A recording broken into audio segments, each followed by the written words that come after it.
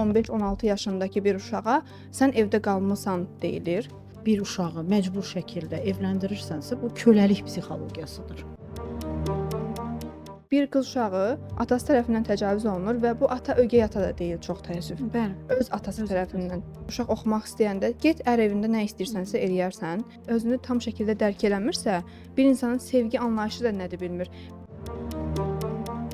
16 yaşda, 15 yaşda məcburən evləndirilən qız uşaqlarının illərlə evin içərisində şiddətə, təcavüzə məruz qaldıqlarını görürük. Qızsan gülmə, qızsan düz otur, qızsan yolu düz get, başını aşağı sal. Bu stereotiplərlə böyümüş bir cəmiyyət. 10-11 yaşında bir uşağı məktəbdən çıxarıb evdə otuzdurmaq ki, qız uşağıdır, məktəbə getməsin.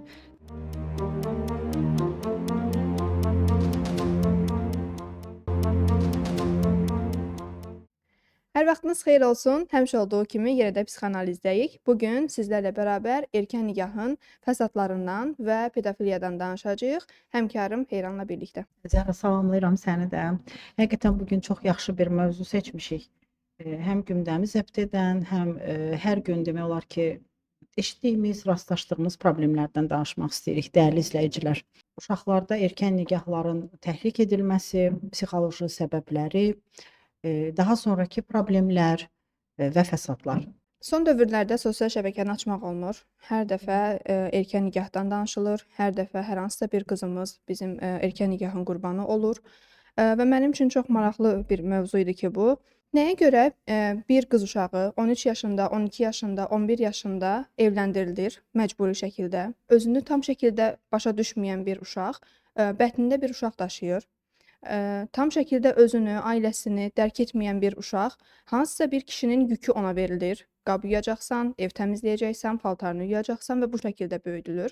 Hətta bizim bəzi ucqar kəndlərimiz ki var, mən bunun şahidi olmuşam, 15-16 yaşındakı bir uşağa sən evdə qalmısan deyilir.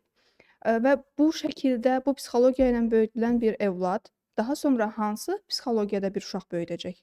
Və bu cəmiyyətə nə dərəcədə yararlı olacaq belə bir qız uşaqları? Həqiqətən də Zəhra, sözünün çox böyük qüvvəti olaraq son zamanlar deməzdim, elə ağlımız kəsəndən deyəcəm, eşitdiyimiz bir sözlər var, belə bir sözlər var. Konservativ ailələrdə çox rast gəlmişik. Biz əgər kökə baxsaq, bizim həyat tərzimizi, davranışlarımızı yönləndirən nədir? Bizim düşüncələrimiz, bizim şuuraltımız. Uşaq vaxtından həmin o konservativ ailələrdə 16 yaşa qədər qız uşağı bir dənə söz eşidir. Qız yükü, duz yükü, nə bilim, düz otur, düz danış, gülmə, qızsan filan söz deyəcəklər, bu olacaq, o olacaq.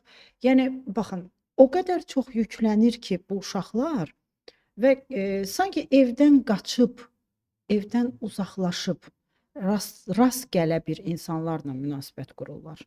Və hətta deyərdim ki, nəinki evdən uzaqlaşmaq, hətta valideynin təhrik etməsi ilə bu baş verir. Bu səncə bir cinayət deyilmi? Bu birbaşa bir cinayətdir və deyərdim ki, mən bunu, bu təhrik etməni bir psixoloji təcavüz adlandırıram.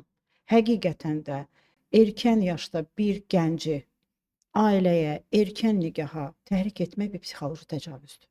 Çünki baxın, bir insan müəyyən bəlli bir yaşa gəlib keçənə qədər, şəxsiyyət kimi formalaşana qədər, tutaq ki 18 yaşa qədər, o genital mərhələni tamamlayana qədər hər hansısa bir mərhələlərdən gəlib keçir.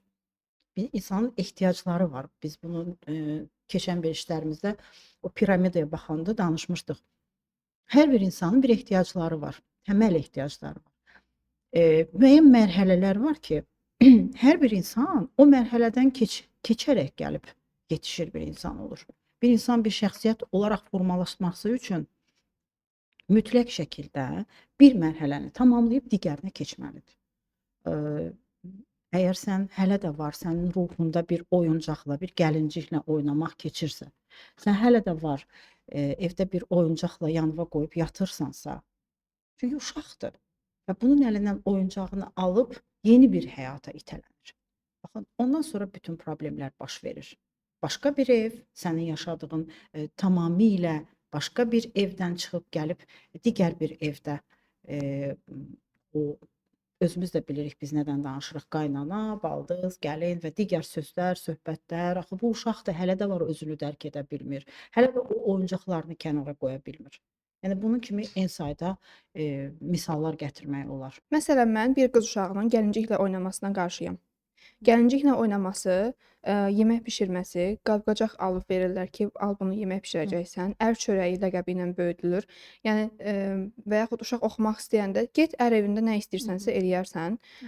Sanki məndən çıx, mən öz öhdəliyimi yerinə yetirə bilmirəm bir valideyn olaraq. Mənim öhdəliyimdən çıx, nə istəyirsən get et öz ər evində və bir insan artıq cəhənnəmindən qurtulmaq üçün yenidən bir cəhənnəminə düşür.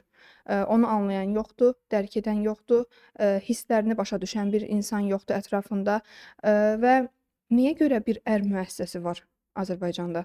Niyə bir uşaq, oxumur, məktəbə getmir, 11 illiyi bitirmir, universitetə getmir? Hətta, oxumaq istəyən qız uşaqları da görürük ki, gizlin-gizlin oxuyur. Bunu biz, həmişə kinolarda görürdük, amma daha sonrasında mən artıq bu sahədə Bəli. olduqca görürəm ki, xeyr, elə kinolar həqiqətən də gerçək həyatdan götürülmüş. Bir qız uşağı, bir kitab oxuduğuna görə, döyülür, təhqir olunur. Və bir valideyn onun, təməl ehtiyaclarını ödəmir. Təməl ehtiyaclarını ödəməyərək öz üstündən bu vəzifəni atır, ər evinə. Bir valideynə hər zaman bunu sual vermək istəyirəm. Sən öz öhdəliyini bilmirsənsə, sən öz öhdəliyinə düşən vəzifəni yerinə yetirmirsənsə bir qız uşağına, onun böyütdüyün və eyni zamanda ər evinə yola saldığın bir insan onun məsuliyyətini necə dərk eləyəcək, onun istəyini necə anlayacaq və onun istəyini necə həyata keçirdəcək? Və bir qız uşağı 18 yaşında, 19 yaşında yalnız çölə çıxanda, hansısa bir əks cinsin ondan xoşu gəlməsi, Bəli, əks cinsə kifayət özünü edər. bəyəndirmək, hətta özünü bəyəndirmək üçün özü olmaqdan çıxır bir qız uşağı. Birdən mən belə gülərəm, məni bəyənməzlər. Mən evdə qalaram, mən atamın başına qalaram, atamın başına əyərəm. Niyə? Çünki o Səbəb qədər o nədir? sözləri eşidib vaxtında. Qızsan gülmə, qızsan düz otur. Qızsan yolu düz get, başını aşağı sal. Qonaq gələndə evdə qonaq qarşısına çıxma. Bu stereotiplərlə böyümüş bir cəmiyyətik biz əslində. Baxın, həyata baxışı müstəqil ola bilməz belə insanların. Yəni əgər sən həqiqətən də bir uşağı məcbur şəkildə evləndirirsənsə, bu köləlik psixologiyasıdır. Bunun başqa bir ikinci adı yoxdur.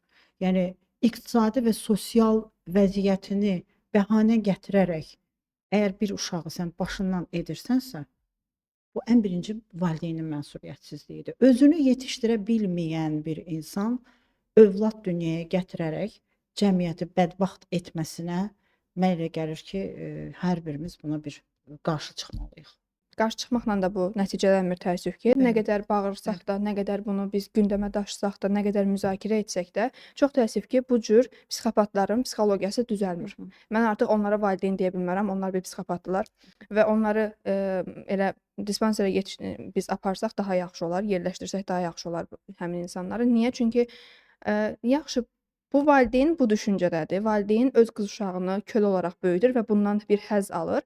Nə qədər biz bu gün qız uşaqlarının intihar etdiyini görürük. Bəli.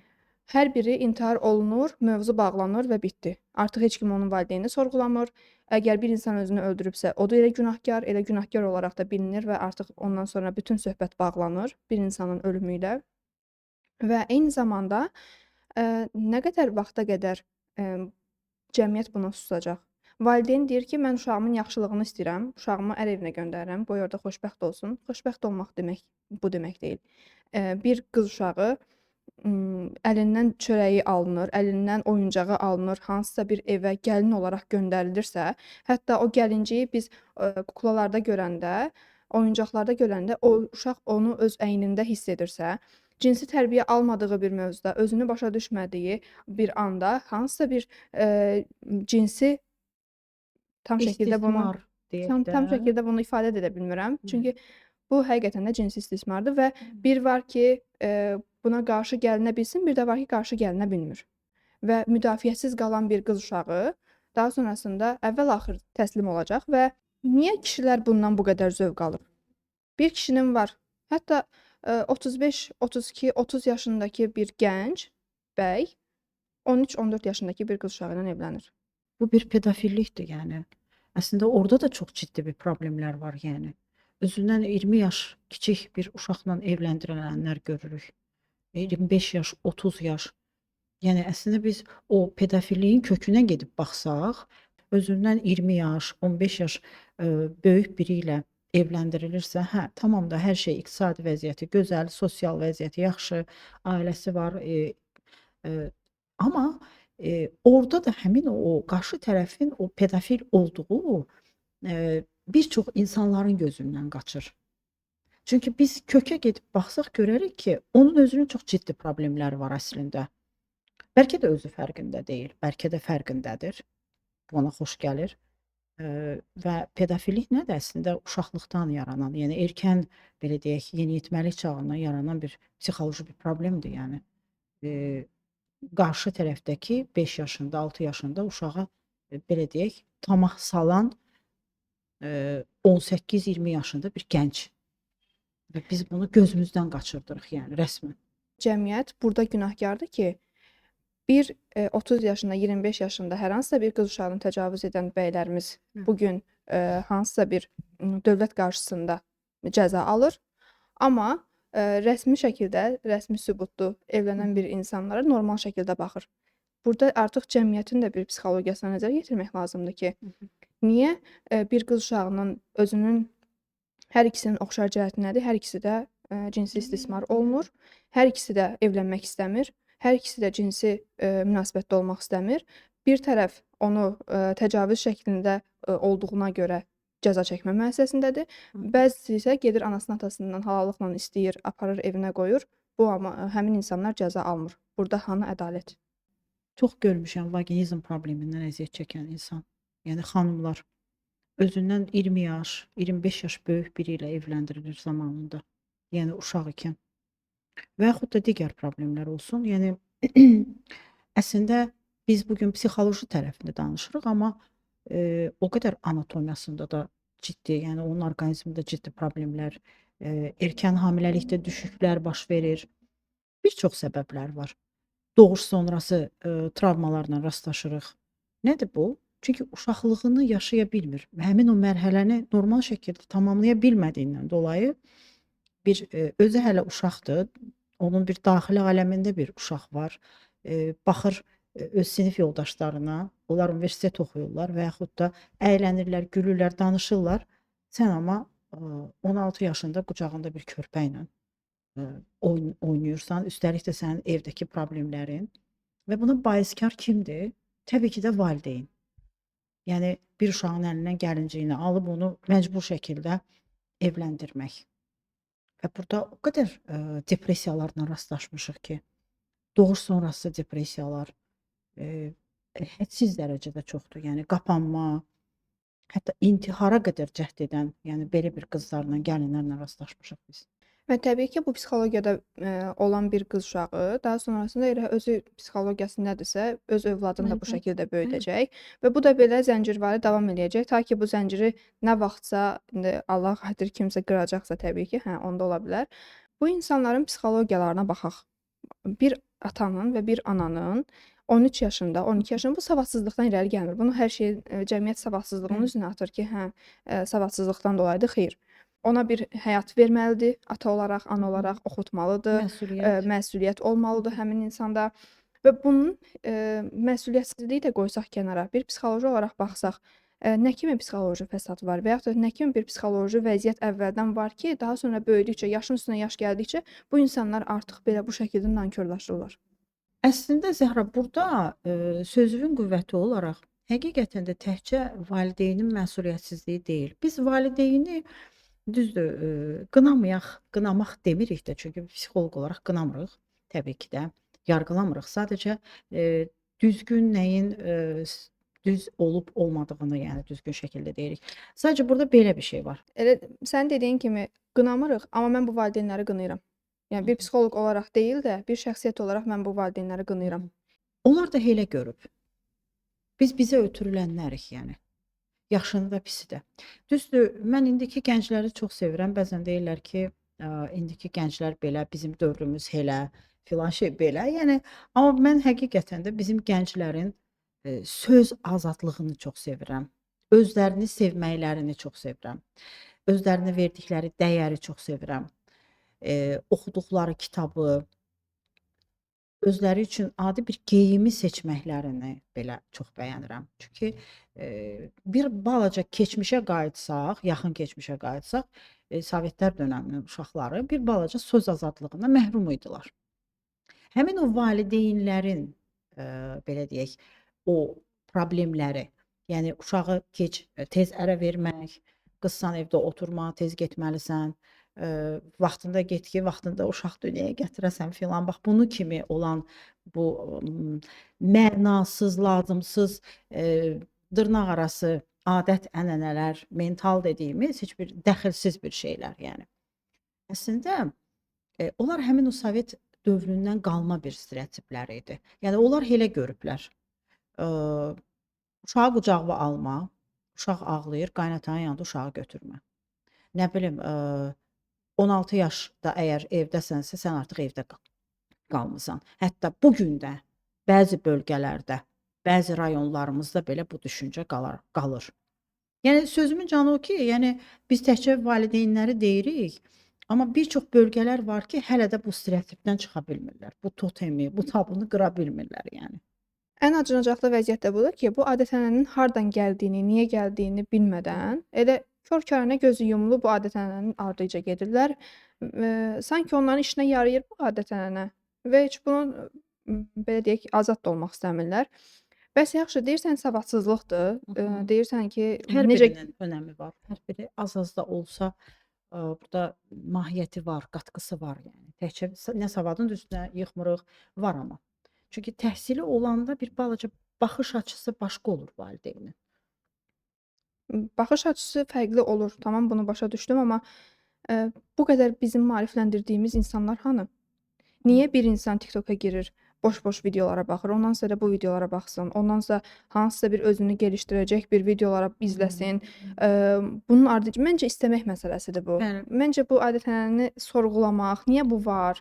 Yaxşı, o vaxtdan gətiriblər. Bunu bizə belə miras olaraq qoymayıblar ki, bu adət-ənənənin arxasınca get, 100 il bunu yaşat. Zaten elə özümüzə sərf eləyən mövzuları saxlayırıq özümüzdə, özümüzə sərf eləməyənləri heç görməzdən gəlirik. Məncə bu özümüzə sərf elədiyi üçün biraz da.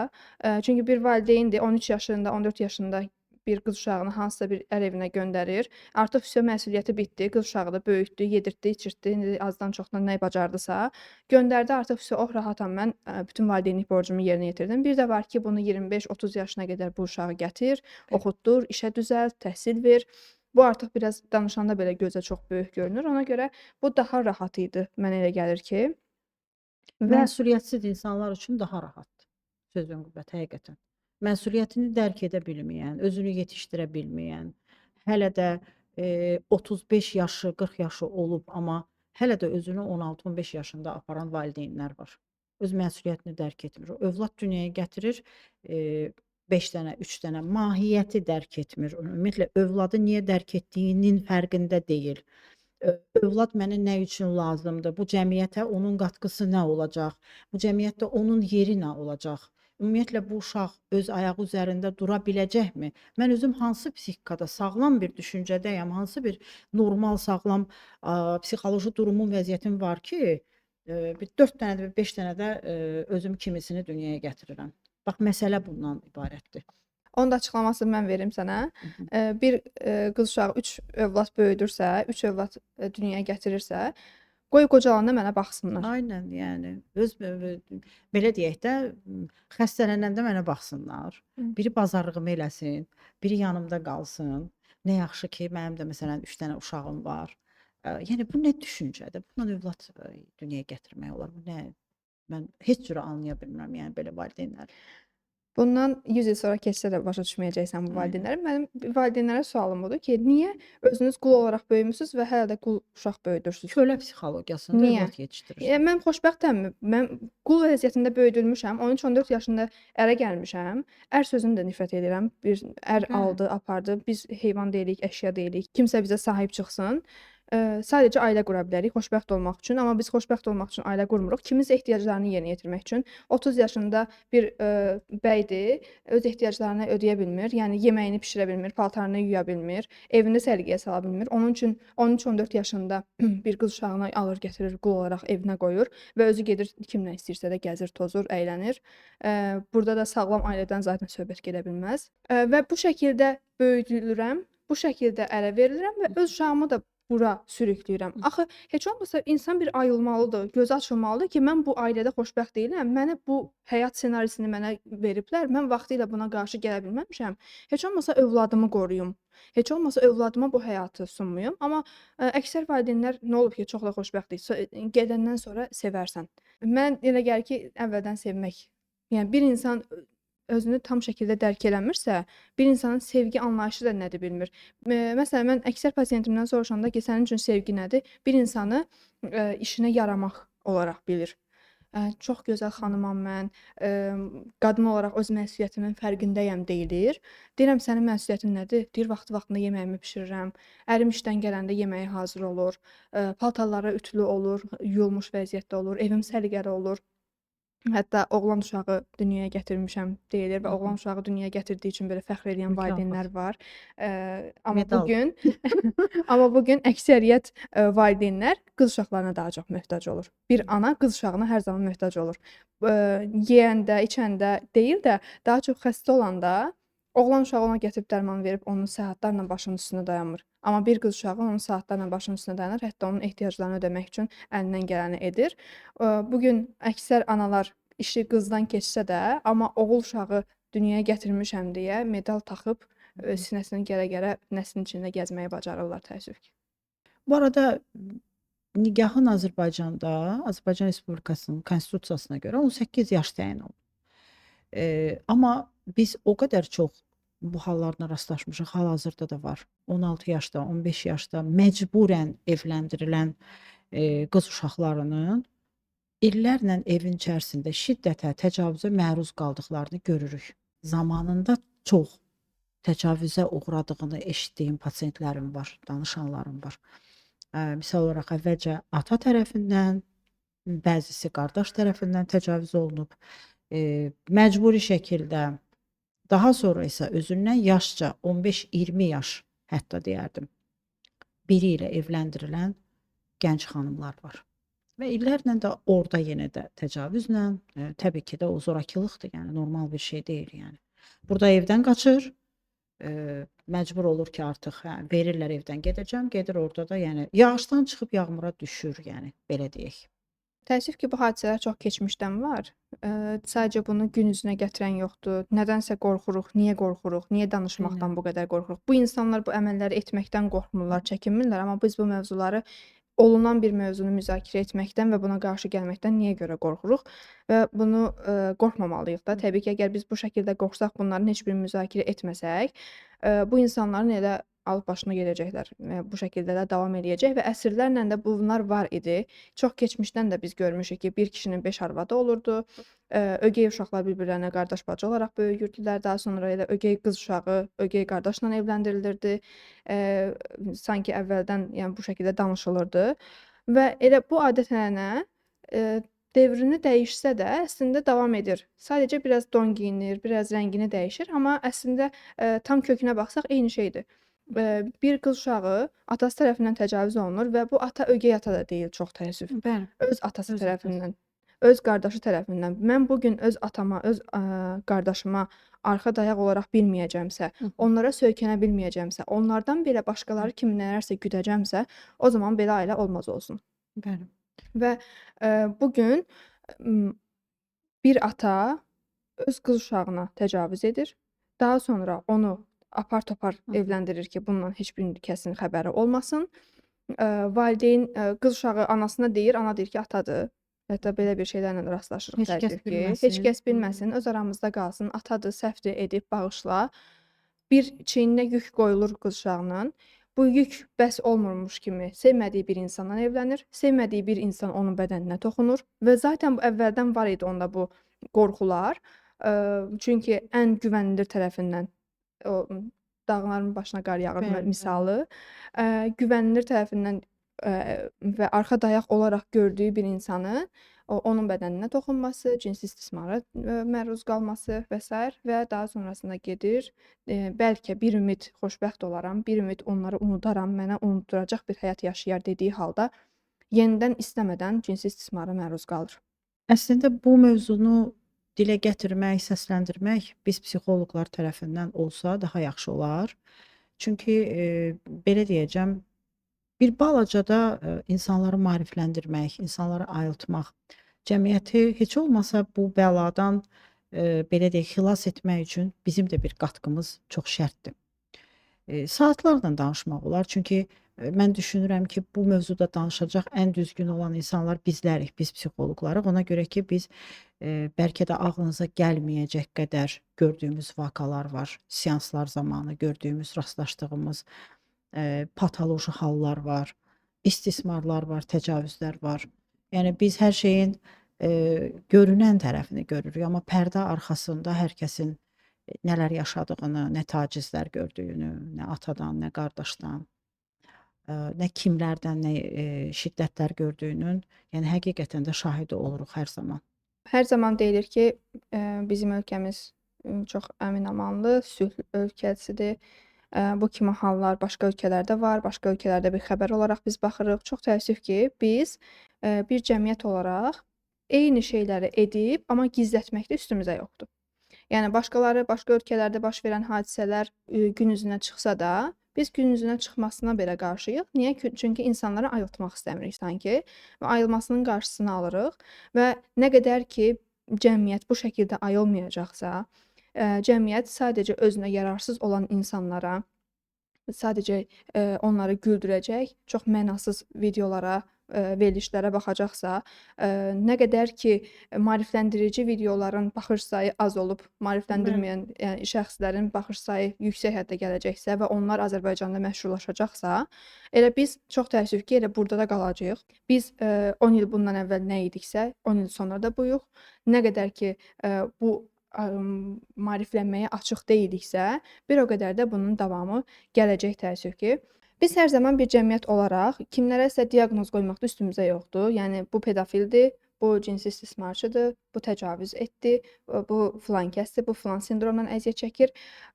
Heç bir zaman erkən nikahın, bir qız uşağının ər evinə göndərilməsinin, bir qız uşağını maarifləndirmək əvəzinə, onu oxutmaq əvəzinə, ər çörəyi yeyəcəksən, ona qulluq edəcəksən, paltarını yuyacaqsan deyərək bir qız uşağını böyütməyin heç bir, güvənilir tərəfi və yaxud da, emm, həmin insanlara bu filankəsdir diaqnozunu qoymaqlıq bir durumumuz yoxdur təəssüf ki.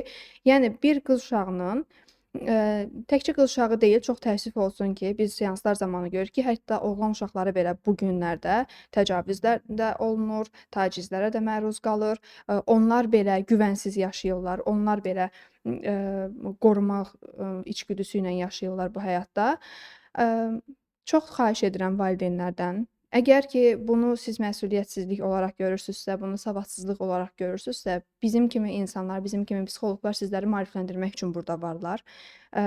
Biz bunun üçün əlimizdən gələni edirik. Gündəmin ən aktual mövzularını toparlayıb bunların hər birini müzakirə edirik və psixoloji olaraq, biz bunların hər birini müzakirə edirik. Biz bunları etdiyimiz halda siz də öyrənməkdən vaz keçməyin.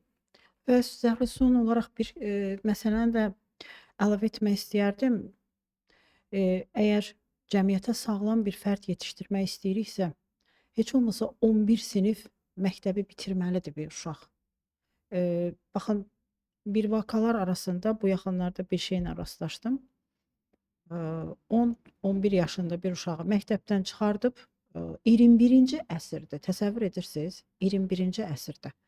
Yəni bu keçmişlərdən qalan bir şey deyil. Yəni 10-11 yaşında bir uşağı məktəbdən çıxarıb evdə otuzdurmaq ki, qız uşağıdır, məktəbə getməsin, qohum uşaqlar, oğlanlar gəlməsin və yaxud da əmi uşağı, bib uşağı oğlanlarla ünsiyyəti kəssin qəti şəkildə. Yəni və, müəllimlər onlayn şəkildə evdən təhsil versin və yaxud da evə gəlsin bu formada. Yaxşı, bəs bu necə bir sağlam, psixologiya malik ola bilər? Əgər o oynamırsa, qaynamırsa, qarışmırsa, məktəbə getmirsə, ətrafı dostu yoxdursa, bu uşaq nə qədər evin içərisindəki atanı kopyalayacaq, ananı kopyalayacaq, böyüklər kimi hərəkət edəcək, böyük kimi danışacaq. Yəni Elə bunu yaxşı dedin. Atalıq vəzifəsi bununla ölçülmür. bəli, Atalıq bir qız uşağını evdə bağlayıb, oğlanlarla danışma, ünsiyyət qurma, əks cins evə gəlməsin, getməsin. Sən, sual vermək lazımdır həmin ataya ki, kimdən qoruyursan? Özün kimi kişilərdən, eynən. dırnaqarası Məsələ kişilərdən odur da, qoruyursan? yəni ki, özündə yəqin ki, var ki, cəmiyyəti də qısqanır, qorxur. Yəni bir insan özü əgər travmalıdırsa, paranoyası niyə qaynaqlansın, niyə olsun ki bir insanın? Demək ki, sən sürəkli kimlərdənsə şübhə duyursansa, demək ki, sən bunu özün edirsən yəqin. Məsələ budur yəni. Və, həmin ata öz rolunu bilmir düzgün şəkildə.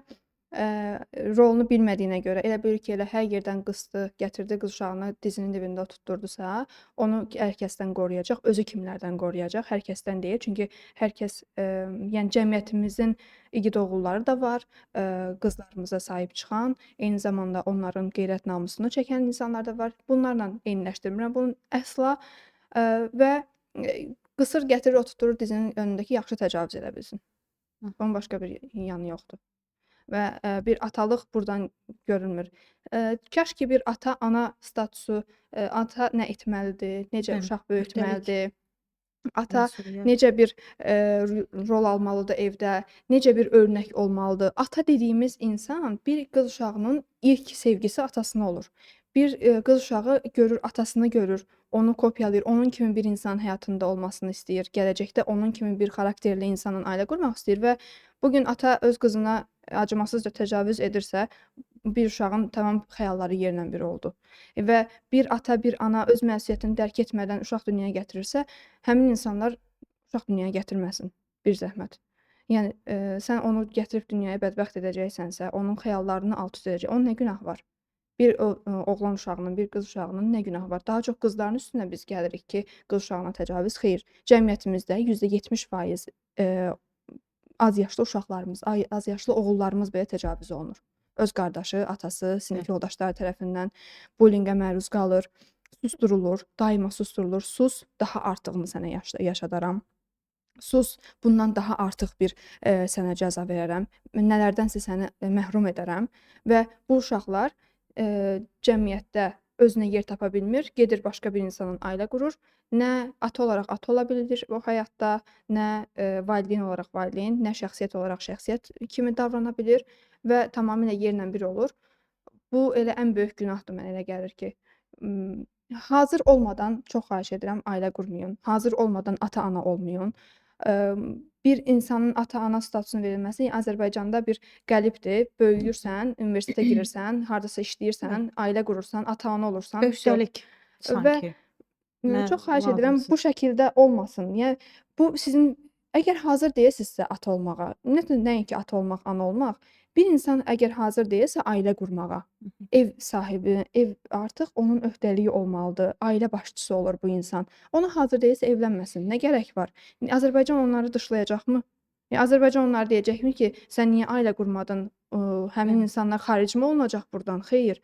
Hər kəs doğuldu, ailə qurdu, xoşbəxt həyata sahib olmaq məcburiyyətində deyil, ya da ki, bu qəliblə davam etməyə məcbur deyil. 21-ci əsr deyirik. Düşüncəmiz keçmişdi, yaşadığımız 21-ci əsrdir və keçmiş düşüncələrimizə görə də 21-ci əsrin uşaqlarını da bədbəxt edirik öz əllərimizlə. Aha. Bir, psixoloqun, bu mövzu ən böyük yaralı yeridir deyə düşünürəm. Çünki biz, bizə verilən bir həyatlar var, həyat hekayələri var və biz onları dilə gətirə bilmərik. Bu bizim, İş ziddir prinsipimizə. iş prinsipimizə. Bəli. Və bunu deyə bilmədiyimiz halda sətiraltı ifadə edərək belə cəmiyyətimizə bunu çatdıra bilmirik. Amma mənə elə gəlir ki, bugünkü verilişimizdə çatdırdıq. Başqa bir əlavən varmı? Mən həqiqətən Zəhra, sözün qüvvəti olaraq etik kodeks var, protokol qaydası var. Bir psixoloqun etik normaları var ki, hansı ki biz o protokoldan kənara çıxa bilmərik. Yəni bizə danışılan o məxfilik andı var. O konfidensiallığı poza bilmərik. Sadəcə sən demiş elə sətiraltı ötürürük, amma hərdən baxıram ki, elə bu qədər danışırıq, elə danışırıq, yəni sadəcə olaraq. Yəni amma nə qədər insana səs çatdıra biliriksə, nə xoş bizə. Kifayət qədər də bu mövzudan danışılır ümumiyyətlə. Yəni psixoloqlar da danışır. Biz də bu gün müəyyən şeyləri çatdırmağa çalışdıq. Əlavə edəcəyim başqa bir şey yoxdur. Sadəcə sağollaşmaq istəyirəm, dəyərli izləyicilərimizlə, və daha hansı mövzuları görmək istəyərlərsə, sevə-sevə də onlarla bölüşərik deyə düşünürəm. Bir efirin daha sonuna gəldik. Təşəkkür edirəm bizi izlədiyiniz üçün. Növbəti verilişlərdə görüşmək ümidi ilə.